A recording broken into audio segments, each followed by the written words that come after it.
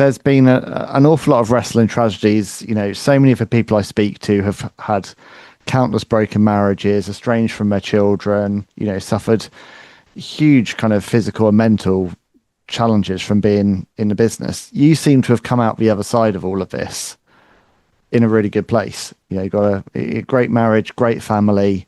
Whenever we talk, you always talk about how in love with your family you are and how they're the best thing in your life. What do you think it was that kind of, how did you manage to navigate this crazy business and not be one of those casualties?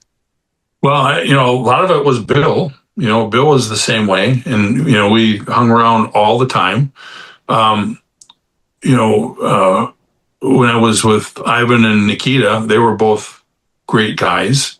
You know, a lot of the people I hung around with were incredible, but you know, I believe in God. I stayed away from drugs as much as I could. Not saying that I never did drugs, but you know, I would drink beer. I stayed away from booze because I knew, you know, I gotta say I'm an alcoholic. I'm sure I am because you know, every night I would drink my beer and I'd stay away from the booze and I would stop. You know, I could say to myself, I have to go home. I wouldn't be out all night, you know, and I think that's what saved me. And I always thought about my wife and my son at home. And, you know, that little guy on the shoulder, you got the bad one there and then you got the good one.